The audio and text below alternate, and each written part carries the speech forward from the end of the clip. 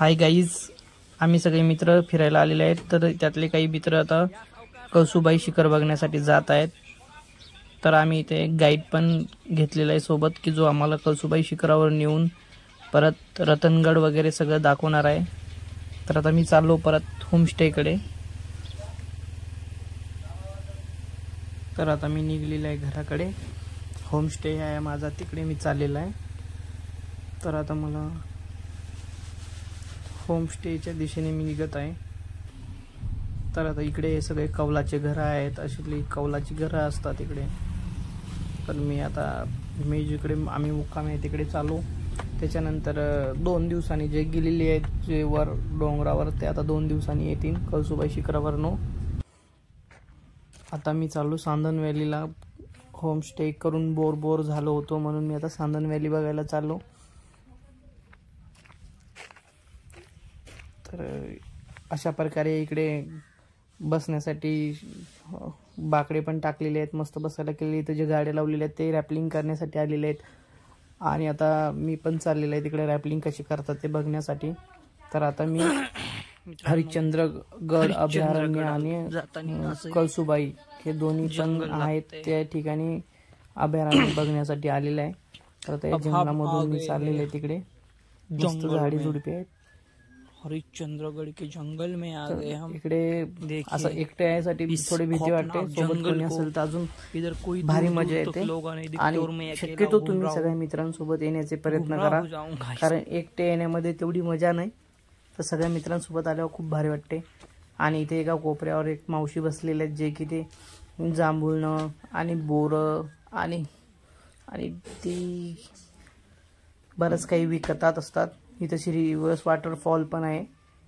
तर अशा प्रकारे आपण या कमानीपर्यंत आलेले आहेत, की जे कळसूबाई हरिश्चंद्रगड अभयारण्य आहे. सांदन व्हॅली पण आहे इथे. तर ह्या मावशी इथे असं छोटं मोठं खायच्या वस्तू विकतात, की जेणेकरून फिरायला आलेल्या लोकांना खाण्याची मदत होते. तर आता मी इथून खाली उतरत आहे. आता इथून खाली तो खूपच भारी आहे, भयानक आहे, विषय करायचा नाही मित्रांनो. तर आता भीती वाटते खूप एकटे यायची. माझ्यासोबतचे सगळे गेलेले आहेत कळसूबाई शिखर बघण्यासाठी.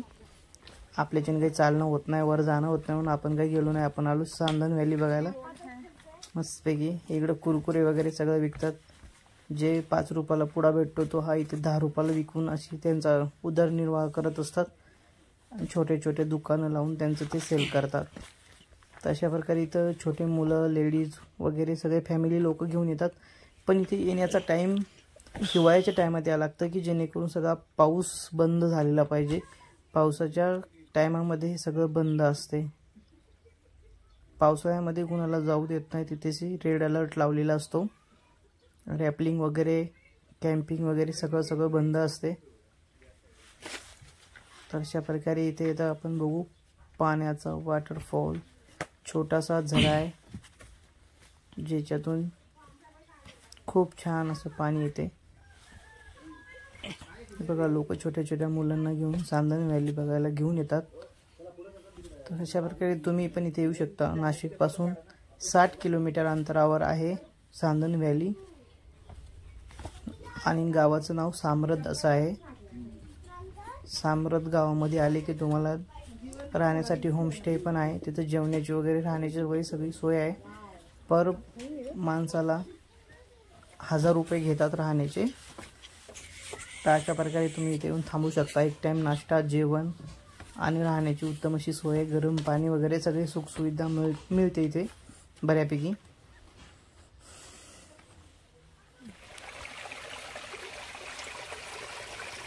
बघा तुम्ही आता इथे पाणी किती छान वाहत आहे. खूप छान पाणी. आणि एवढं स्वच्छ पाणी, मिनरल वॉटरचं पण पाणी एवढं चांगलं नाही लागत, एवढं गोड पाणी असतं हे. आणि मी हे पाणी पिऊन पण बघितलं, खूप छान पाणी आहे. आणि बरेचसे लोक खूप या सांदन व्हॅलीचा अनुभव घेतात. एवढं भारी वाटतं ना. इथे 250 फूट खोल दरी आहे जिथे मी उभा आहे आता सध्या. इथून खाली गेल्याच्यानंतर 500 फूट, 700 फूट अशा प्रकारे दूरपर्यंत जसं जसं खाली जाईल तसं तसं ते जास्त मोठी सांदन व्हॅली आहे. बघू शकता तुम्ही इथे कशा प्रकारे लोक रॅपलिंग करतात. तुम्हाला आता दाखवतो मी रॅपलिंग कसे करत आहेत लोक. बघा ही लोक कसे दगडावरनं हळूहळू खाली उतरतात. तसं तेवढं सोपं वाटतं, त्याच्यापेक्षा 4 पट रिस्की पण आहे. तसं तुमच्यासोबत चांगले मेंबर घेऊन आले तर तुम्हाला छान वाटते. ज्यांना फिरण्याचा शौक आहे अशा लोकांसोबत आले तर खूपच भारी मस्त होईल मित्रांसोबत.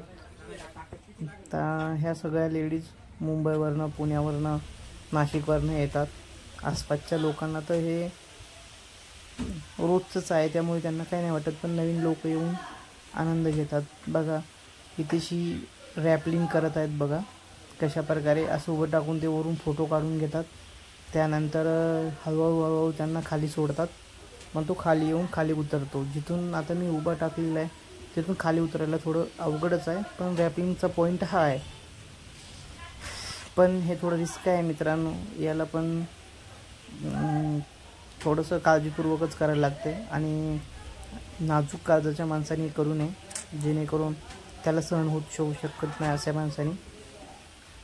तर रॅपलिंगसाठी पण जो रॅपलिंग ट्रेनर असतो लायसन्स गोष्टीची लोक लहान लेकरांना काय घेऊन येत असतील तो करू शकतो. आता लेडीज स्टंट वगैरे जेवढ्या फटफट खाली येतात तेवढ्याच उशिरा वर निघायला करतात.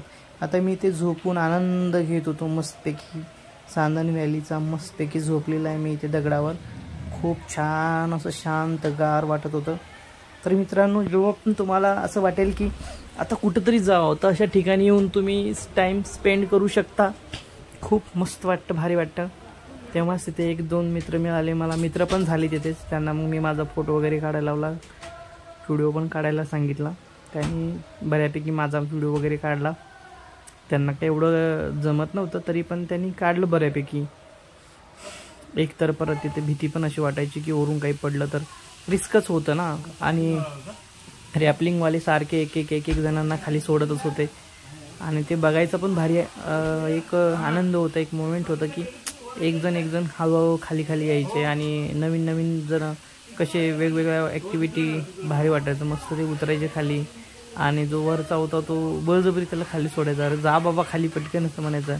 भीत खाली उतरायचे. आणि प्रत्येकालाच वाटतं ना की वर गेल्याच्या नंतर एक फोटो काढावा. आणि अशा प्रकारे बरेचसे लोक आनंद घेतात रॅपलिंगचा. तुम्ही पण एकदा आयुष्यात आनंद घ्या.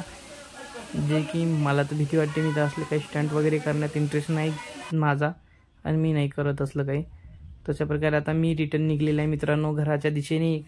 ऑटो होम स्टेकडे निघलेला आहे आणि आता इथे माझी गाडी दाखवतो तुम्हाला. माझी गाडी आता इकडे पार्क केलेली आहे. बघा व्हाईट कलरची कार दिसेल तुम्हाला. नुकतीच दिसली का तुम्हाला कार? ती बघा, ती माझी गाडी. आता मी चाललो आहे माझ्या गाडीकडे. थोड्याच वेळात आता मी घरी जाणार आणि आता माझे मित्र आलेले आहेत जे की कळसुबाई शिखरावर गेलेले आहेत. त्यांना पिकअप करायला मला जायचं. त्याच्यानंतर आम्ही सगळेजण घरी निघणार आहे रिटर्न. तर बाय मित्रांनो. आणि माझ्या चॅनलला सबस्क्राईब करायला विसरू नका. लाईक करा. व्हिडिओ दाखवण्याचा प्रयत्न करेल आणि मी आशा करतो की तुम्हाला माझे सगळे व्हिडिओ आवडतील आणि मला तुमचं असंच प्रेम मिळेल याची मी अपेक्षा करतो. आणि मला भारी वाटेल तुम्ही सबस्क्राईब करा आणि माझ्यासोबत असेच नवनवीन व्हिडिओ बघण्यासाठी उत्सुक राहाल. आता आम्ही घराच्या दिशेने निघलेले आहेत. तर मित्रांनो तुम्हाला माझा व्हिडिओ आवडला असेल तर नक्कीच लाईक करा, शेअर करा, सबस्क्राईब करा. आणि माझ्याकडून तुम्हाला खूप शुभेच्छा.